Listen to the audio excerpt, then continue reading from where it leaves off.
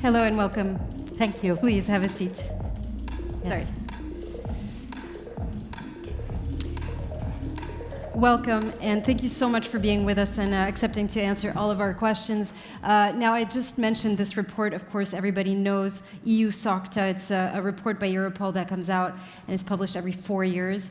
And it's really the flagship report of Europol. It gives a comprehensive overview of the threats posed by organized crime in Europe. It identifies also key criminal activities. So tell us a little bit more about what it is exactly that you're witnessing on the ground today. So thank you for having me here today. What we are witnessing on the ground today is that, in fact, what we see is that the nature of organized crime is changing. And the change is linked to the digital environment we are all active in. That's why we did call the report this year the changing DNA of organized crime. We see a double destabilization. We see the regular destabilization of organized crime group when they use violence, that it in fact has an impact on the trust of society in the rule of law, in the economic system. And now what we see is that organized crime groups, they really work together with hybrid threat actors. And that is making it a double destabilization fact, because we see that these threat actors, these hybrid threat actors, really have an impact on the internal security in the European Union. Then the second thing we see is the digital space is really having its impact on the way how organized crime groups organize their activities. So the digital domain makes sure that criminal activities can be concealed, that organized crime groups become stronger because the multiplication by AI is there, and the uses and the abuse of technology is helping them in setting up the criminal businesses. And then third, the acceleration by AI is very important. We see that all the crime areas are growing very fast, and it's all thanks to AI and other new technologies that are introduced in the world and that are abused by criminals. So criminals have already harnessed AI. Yes, indeed. We're going to be talking about this throughout the plenary sessions here on stage. You know, the impact of very disruptive technologies like AI, but also like quantum computing. How is that changing the landscape? I mean, it's not here yet, but how could it change the landscapes in the years to come? So what we see, for instance, by AI, we have a big case now that we investigated together with some member states, the case Cumberland. It's linked to child sexual abuse online. There we see that one person generated synthetic material, synthetic child abuse material, and did sell this on the World Wide Web in the digital environment, and he had a lot of clients. So what does it mean? It's from a legal perspective, is it against the law or isn't it against the law? And then from a police perspective, which child do you have to save? Because you have then generated AI children, and you do not always see the difference with a real child that is abused. So if you see the two videos, you have to make a choice as a law enforcement officer. Whom am I going to save? Because at the moment we don't have the right material and the right recognition systems to distinguish genuine material, so a real child that is abused, or a synthetic child that is abused. And we see this in all crime areas, this abuse of the new technology that is available. Also, for instance, in online frauds. Online frauds is really evolving at an epidemic pace, because with a simple AI tool, one person can reach thousands of people. And you have romance fraud. A lot of people still believe that they have to pay, and then they will find the love of their life.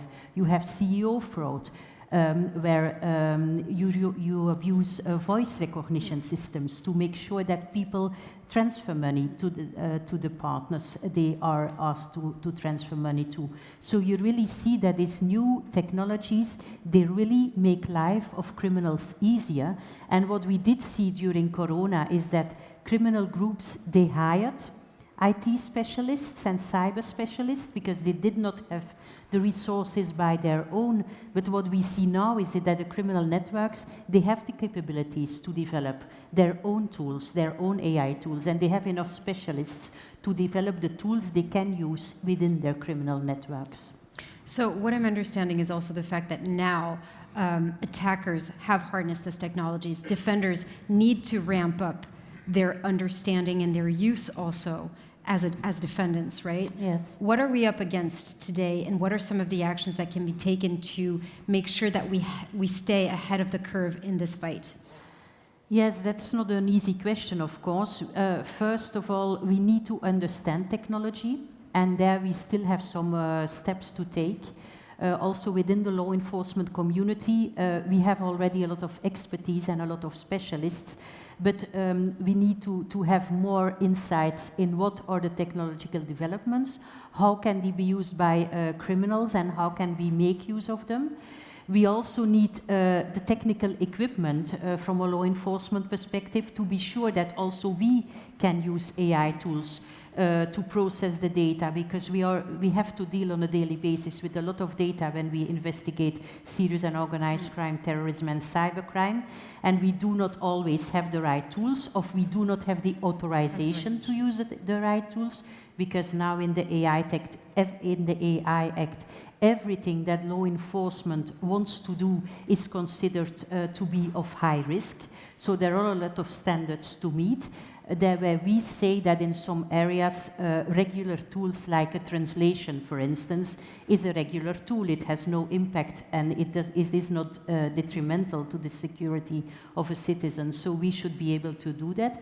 And also, I think, because we really are confronted with a race against those who exploit the tools to make sure that their criminal business is profitable, against those who are trying to fight these criminal networks, that we really have a digital agenda for law enforcement and justice authorities.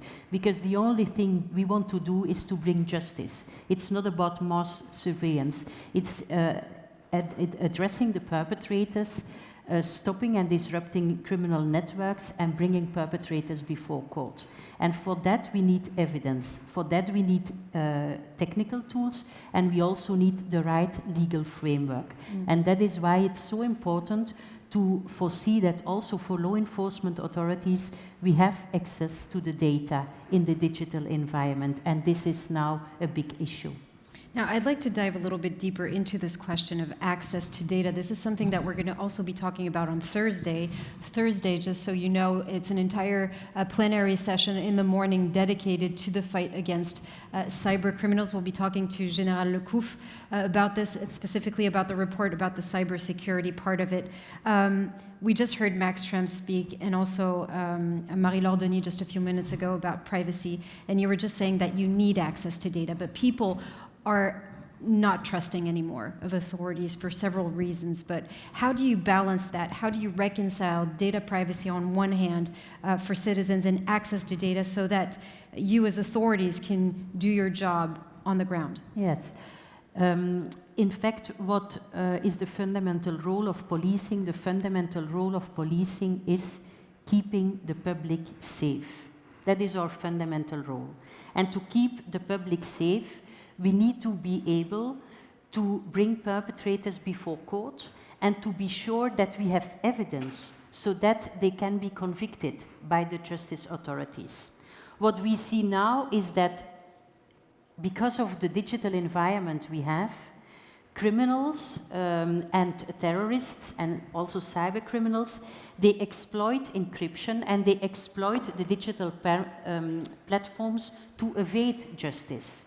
In fact, they have the possibility now to create safe places in the digital environment because they know that justice authorities and police authorities do not have access to the data that they want to hide in the criminal environment. So the creation of safe zones is a fact. It is not a story. It is a fact. It is happening at this moment. And it is weakening, in fact, the impact of justice and law enforcement authorities. And this leads d'office to weaker legal cases, and this can in the end erode the trust of the public in the authorities, because we will not be able anymore to have huge convictions of people committing crime online or in the physical world, of bringing people before justice when they commit crimes. So it's about protecting the public, and to protect the public you have the two big issues, and the one big issue is the availability of data. That is not a problem anymore. There is enough data everywhere. The problem at the moment is for law enforcement authorities to have access to the data, so the accessibility of data.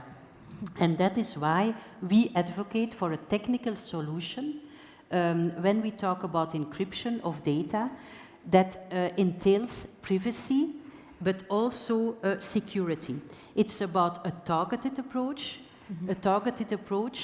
for criminal communication in transit. It's not about mass surveillance, and it's about a legal instrument we need to have access to this data, this targeted data we need for the communication.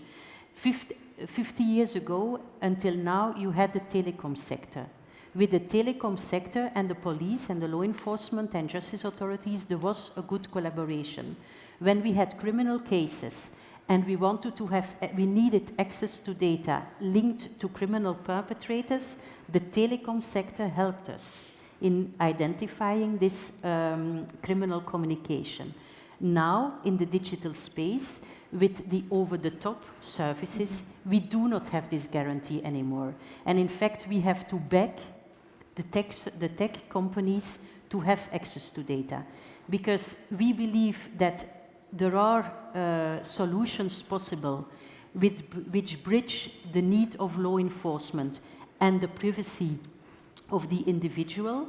We ask for a targeted approach, we ask for a legal approach, and we do not have any issue with the logging system, for instance with blockchain, that is providing an overview of on which moment in time did the police or the justice authority have access to which data, so that it can be reconstructed. The only thing we want is bringing people before justice, so that the laws that are in place at the moment, criminal laws, that we can continue to enforce them. Because now at the moment we are becoming blind. We have this high-level expert working group that is making a lot of recommendations to the European institutions on how to try to solve this issue. But we really need to try to solve this issue, because at the moment the risk is that we are becoming blind as law enforcement and justice authorities, and we will not be able to continue to do our work anymore. And it's not about weakening encryption.